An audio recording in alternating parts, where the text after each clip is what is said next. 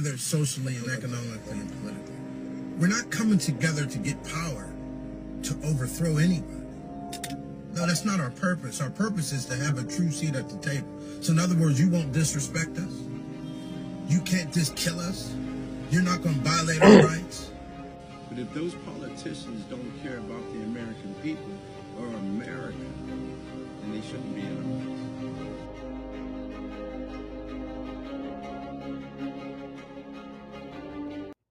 Hey, y'all, this is Tiger from 106 Keep It a Bean. How's my 106 Keep It a Bean family doing out there, man? You know I love chopping it up with you guys. You know I love spending time with you. You know what we do here at 106 Keep It a Bean.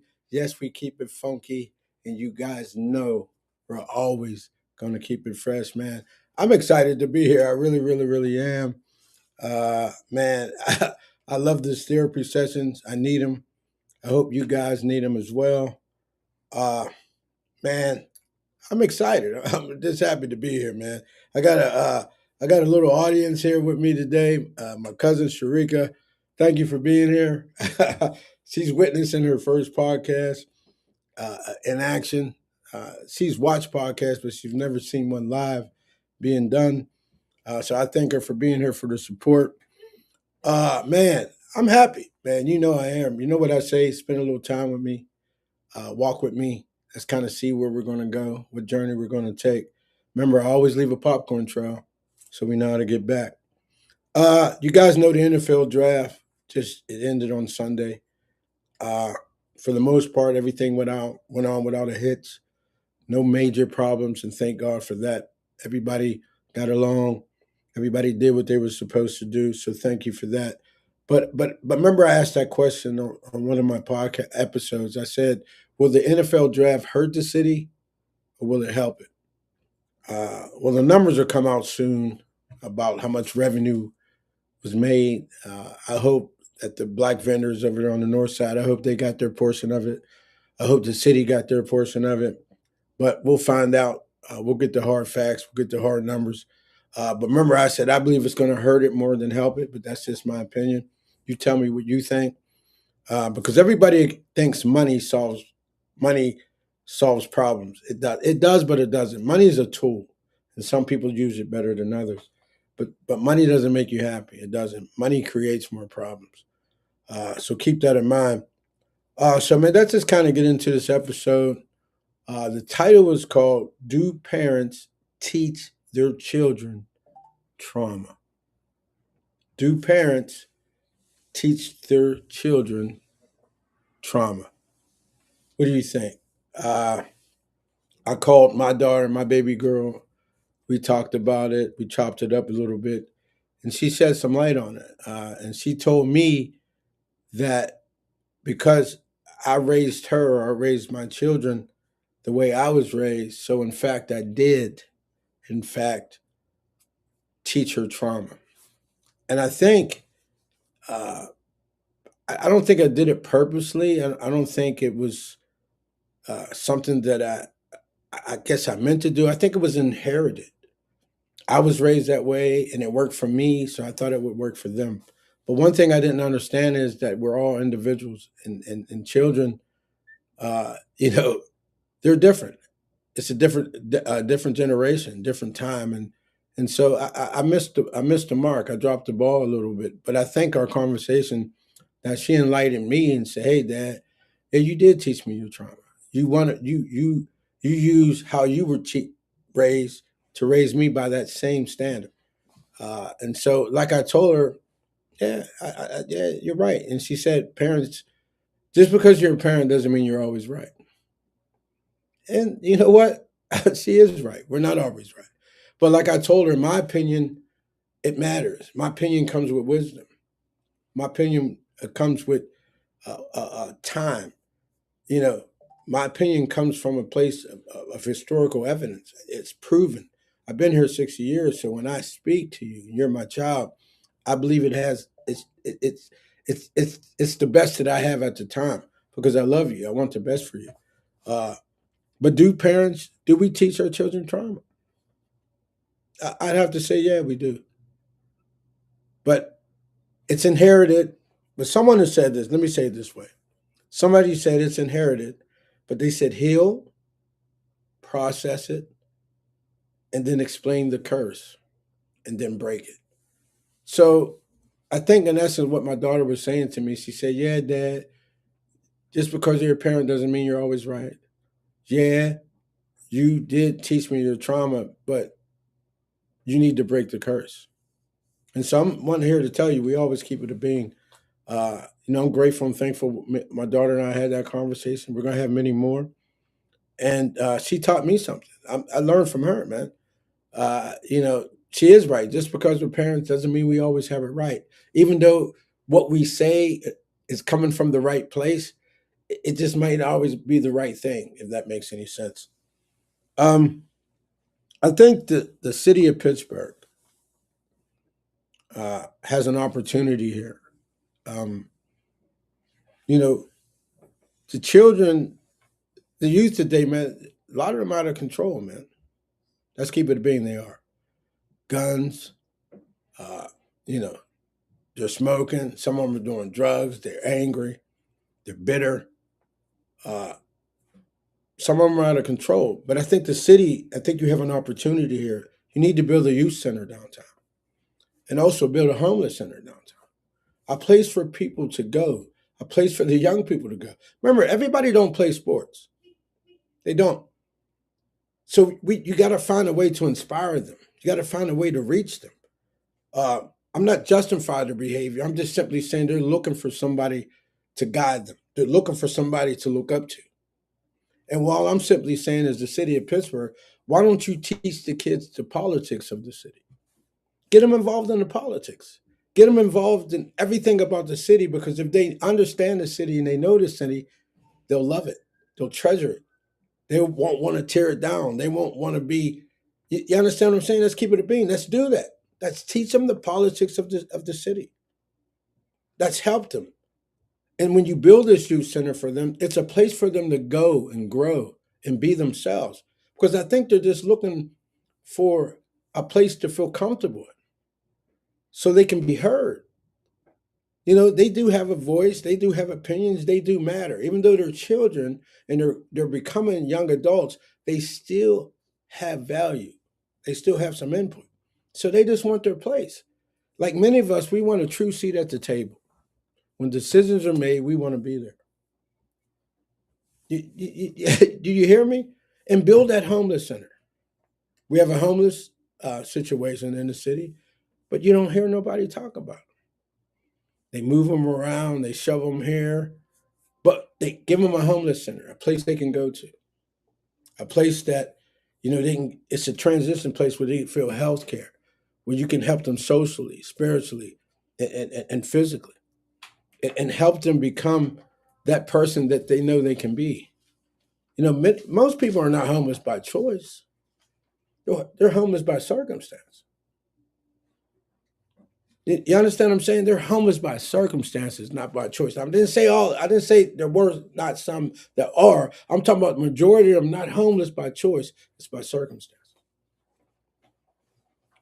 And all I'm simply saying is we need to help them.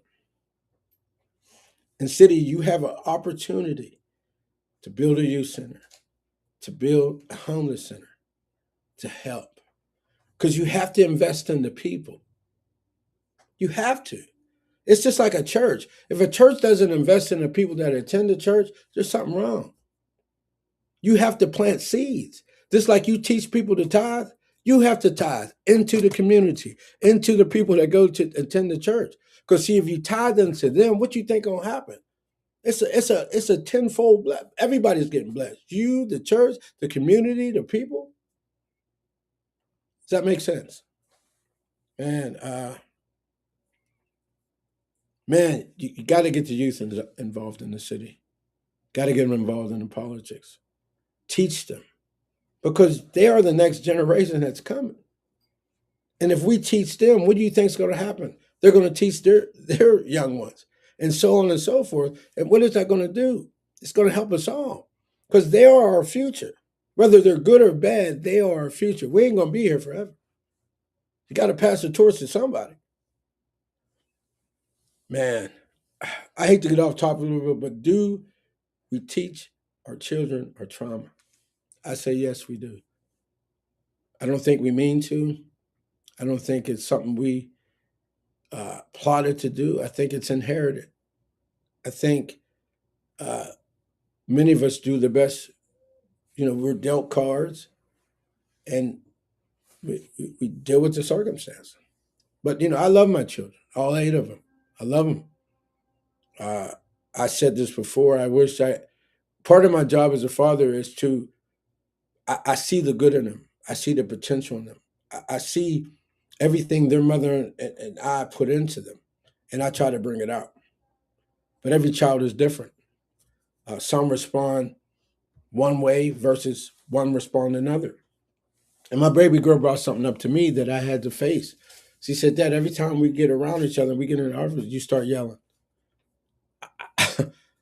I'm not making light of it. I got to change that. I got to fix that. It's just that I love her so much. I care about her so much. I know what she can be. She's the type of young lady that when she walks into a room, it lights up. She's not arrogant. She's not conceited. It's just her spirit. It's just her heart. And it offends people. Because people say, "Why is her light so bright?" It's because of who she is. Her mother and I poured into her. And, I got to find a different way to have conversations with her without getting so upset and allowing my voice to rise, because hers rises as well. And so I told her, give me some time. I'm definitely going to work on it. I'm definitely going to be mindful of it and cognizant of it. And her and I, that's my baby. I love her. She knows she's a lot like me, and I'm a lot like her. Uh, but we gonna be better at this. I'm gonna break that curse. Trust me, I am. And like she told me, she's not gonna do that with her children when one day she's blessed with them. And so I'm gonna keep asking this question. And guys, you comment, tell me what you think. Do parents teach their children trauma? Somebody wrote something, and it kind of goes with what I'm talking about. And it was very powerful to me. And I'm going to read it. It says, "I can tell you what the depression feels like, but I'm not allowed to show you what it looks like." And thank you, Nicole. You told me if uh, by telling you what it looks like, it's also showing you. And thank you for giving us that education and your insight. But I like this because a basketball player said this. I seen him on the Shay Shay, uh, and he said his mother told him that I can tell you what depression feels like, but I'm not allowed to show you.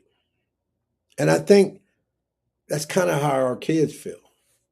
That's kind of how our children feel.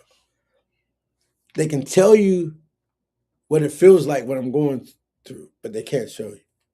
Because a lot of people are afraid to be open, to tell you how they really feel. Because they don't know if you're going to use it against them, you're going to laugh at them, or you're not even really hearing them, or you hear what you want to hear. And so many people are they just don't come out and tell you how they really feel. And I think that's our children today. So we're seeing the symptoms of a disease. We're seeing a symptom of our neglect. We're seeing a symptom of we dropped the ball with them. Build them a youth center. Challenge them. Teach them about the city, what it means, the politics, how it runs. Be transparent. Politicians act like you really care about the people who voted you in.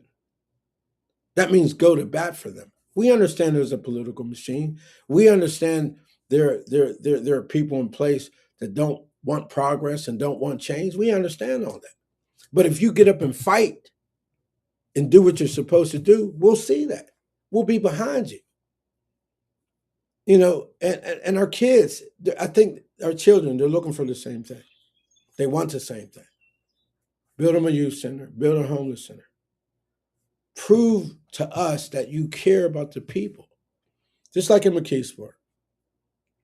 You guys have heard me say this many times. I did an episode, please check it out. I did it last year. It was called McKeesport Had to Die. I know some people took that the wrong way, but I meant what I said. I wasn't being prophetic. I was just being truthful. It was what I saw. It's what I felt. Things have to die. Not so much physically, but things have to die spiritually and socially, economically. The mindset has to change.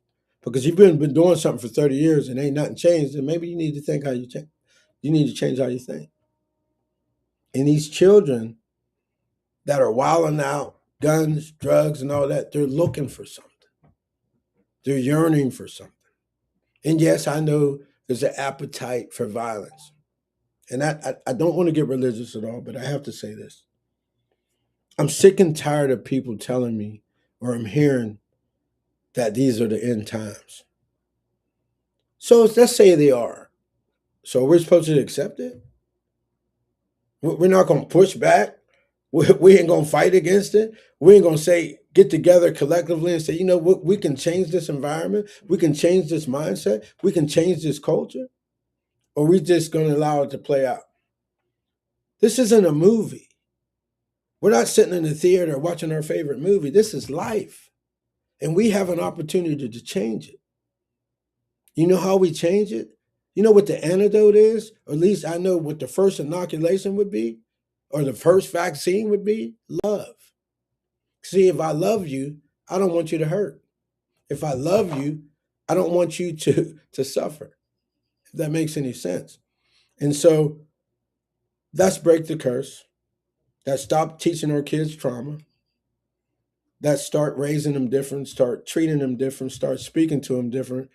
In the city of Pittsburgh, build a youth center, build a homeless center, begin to invest in the people and watch them change. Watch them change. Same thing in church. I know you have building funds and you want people to tithe, you want people to do all these things. Tithe into them. Tithe into the people. Tithe. They want to see you do something for the community. Because you already got bought out. I think it was Bush Jr. And, because I forget what the bill is called, but because you get money from the government now you don't talk about politics. You don't say anything. You see all the woes. You see all the things, the unjust stuff that take place, but you don't say nothing because you care more about money. And I keep telling y'all, money is a tool. And some people use it better than others. That's all it is. It won't bring you happiness. It won't help you live longer in the sense that I'm talking about. Money is good, but it isn't everything. People think if you throw money at something, that means you care. That means it'll fix it. No, that means somebody got to count it. Somebody got to make sure it goes where it's supposed to go. That requires people that you hope is honest. Just because you donate money doesn't mean it go where you think it's going. Some of that's going to somebody's pocket. Let's keep it a bean. Man, let me say this, man. I'm going to say this. I'm a 6-year-old man. And when I speak, my words or my opinion comes with wisdom. It comes with evidence or historical evidence. It comes with time. It comes with pain. It comes with love. Because I've been here. And so when I speak, that's where it's coming from. I'm never going to be the person that tells you what you want to hear. I'm going to be the person to tell you what you need to hear. Because that's who I want around me. I don't want yes people. I want people who's going to say the difficult things to me. Hey, man, you out of pocket. Man, you this, you this. Let me say this. I was at Pazos yesterday. And I got to say this. I'm sorry, it's on my heart. Not mentioning no names. But I was at Pazos yesterday, and somebody was arguing with women. Every time you got into an argument, it was with a woman. Young cat, young guy, young man. But nobody checked it. Nobody said, hey, man, you out of pocket. Nobody said, hey, man, calm down. These are women that you're arguing. Remember I said black men stop killing black women. We're supposed to protect them. We're supposed to be the shoulder that they lean on. They are helpmates. We're equal in authority and power, but different in essence, meaning she has an assignment, she has a purpose, you have an assignment, you have a purpose. She's not your slave. She's not your maid. I read a book when I was younger before I got married. It was called Your Wife Is Not Your Mama. Because many people they want to marry their mom. As sick as that sound, but hear me in the spirit I'm talking about. People want to marry their mom because they know their mom's going to take care of them. When they sick, when they down and they out, that's not the purpose of your wife, bro. Yeah, she's supposed to help, just like you're supposed to help her. This is a two-way street. She can't be showing all the love and you ain't showing none. Come on, keep it a bean, bro. Stop. But I say all to say this, man. We got to do better. We got to be better. And we can be better. I know we can. Now stop settling for end times. And that's change the narrative. And let's start loving each other. I mean, seriously, loving each other unconditionally. If that I don't even know where that word unconditional love came from.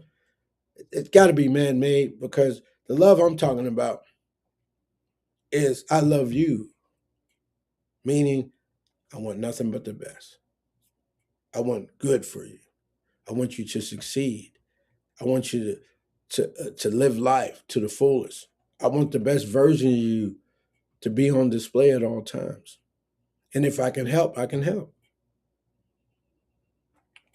You tell me, man. That's what we need. And I said we're going to break that curse of teaching our kids our trauma. You know, my daughter, man, she taught me today. You're never too old to learn, man. That's one thing. I always try to remain pliable and teachable.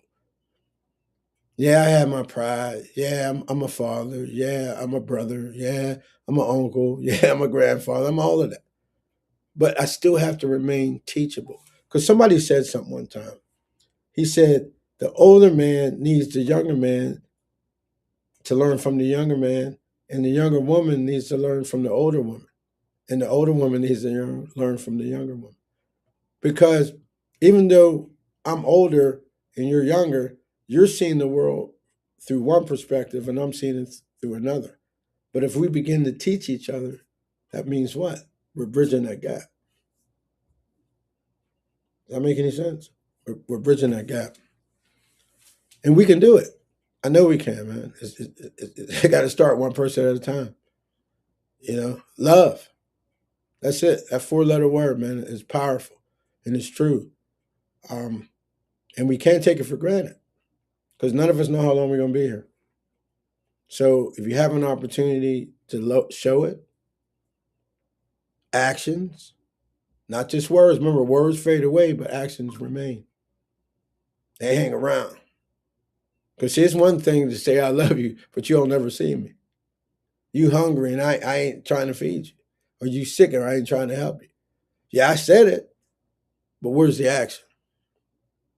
So we just got to do better, man. That's changed this end time narrative. That showed God that we can do better.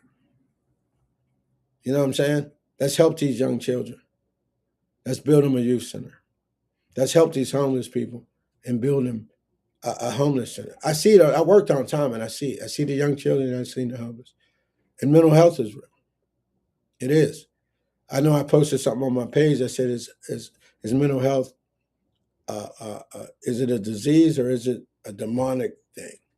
Are these people possessed?" I got some different feedback. Some people say yes. Some people said no. It's just a neurological disorder. They took pictures of the brain when somebody who was depressed and somebody who isn't, and the brain looks different. But why did that happen? There has to be a pathology. There has to be something that happened. And so, man, I know we can do it. I know we can. Get them children involved in the city. That's heal. That's process it. That's explain the curse. And that's break it. You know, I'm going to try. I'm going to do my best, man. Remember, I keep it a being. Remember, I'm not afraid to talk about my mess Nobody's above reproach. Remember, I said everybody's story can be the antidote or the medicine for somebody else's. Your pain could help somebody. It really, really could. Never think what you went through was done for nothing. It was done for a purpose. Remember, I talked about that too. That the universe is constantly trying to realign you, and I'm learning that from this book called "Shift Happens." If you can see it, by Kendra, Nicole, and Robin. Shift happens because it is, and I'm learning from it because I'm 60 and I'm looking at the world differently now. I look at relationships different now. I look at family different now. I look at life differently. I do because I'm shifting. I'm changing. I'm trying to understand this world around me now. And so, and if I heard my daughter, and I believe I really, really did, she was also saying, "Dad, can you see the world from through my eyes? Can you see what I see?" Because she's dealing with different challenges than I dealt with when I was a child. There wasn't no social media, there wasn't no cell phones. We had landlines. We talked to you when we got home. That could have been ours. And then some of us didn't have two-way. So you heard the busy signal all the time. Come on, keep it a beat, bro. I love y'all, man. I told y'all, man, this is therapy for me. Because I got my own mess. I haven't talked to my therapist in a while. He's my cousin Courtney. But I just been kind of trying to figure this thing out on my own. I love life. I love y'all. I love these therapy sessions. I love talking to y'all. I really, really do. I hope y'all get something out of this as well, man. And remember, I keep telling y'all. I keep not telling you, but saying, when you subscribe, it's free. It's free. FREE. Just go on YouTube, type in 106, keep it a beat. You'll see me. Hit that black button or white button, subscribe, and leave a comment. Say, hey, bro. Hey, what's up? Hey, won't you talk about this or talk about? I'll talk about whatever you want to talk about. Just give me a little time to research it because I want to sound somewhat intelligent, and we'll talk about it. Want to be a guest? DM me. We talk about whatever you want to talk about, whatever that is. We talk about welfare. Yeah, we can talk about relationships. We can talk about there's a thing called workforce. We could talk about whatever you want to talk about. I said this is a podcast of the people and for the people. And everyone has a voice and everyone has a right to be heard. And it's real conversation, real perspective. And I'm trying to build something authentic for the culture. I'm trying to give you a safe space to where you can say what you want. We got to change this thing, man.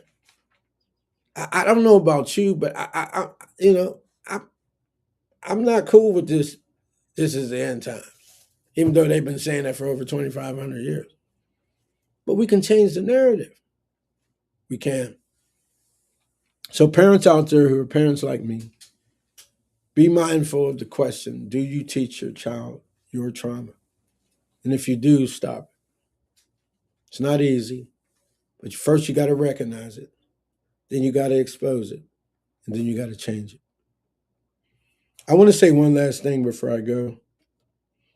It's personal, but I want to share it with you guys. I know some men out there, some fathers like me, can relate to this. I own my mess.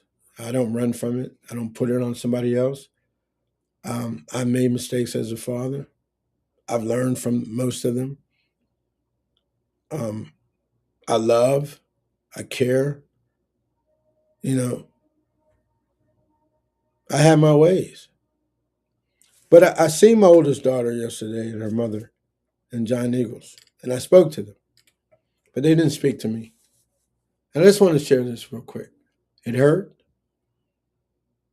It woke me. It spoke to me. It said, "Hey, you got to keep trying. You got to keep praying. You got to keep pushing." I've apologized. Uh, I've tried to reach out, but it comes a time that what I did, and I've been doing it for a while now. I gave it to God. I said, God, you know her, you know me. It's up to you now. It's in your hands. So I trust that he'll do what he's supposed to do, and it'll happen. And I hope and pray my son gets out soon. Uh, you know, I'm proud of my granddaughter who's in college in Ohio. Proud of my grandson who's working. My granddaughter is working. Denala and Dante and them. You know, hey man, I had to share that with y'all. Did so? I told you, man, I'm not above reproach. I go through it just like y'all do.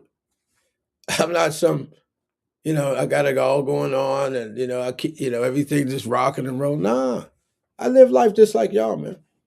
I do. But I'm gonna get out of here, man. I had to share that with y'all. I thank y'all. Remember, I told you I always leave a popcorn trail so we know how to get back. Build a youth center in Pittsburgh. Build a homeless center.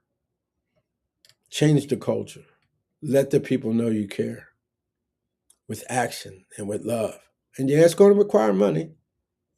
But if you can build stadiums and you can have the NFL draft come here, you can have bike races and running downtown. You could do all these things. You can build a homeless center and you can build a youth center. You can. Because remember, when you care about something, you'll make it happen. So with that being said, man, I love y'all. I really, really do. You know what I always say? Be true to this person in here. Be true to him. Walk with purpose. And more importantly, walk with love.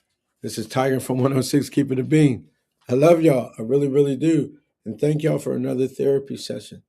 Until the next one, I love you. I'm out.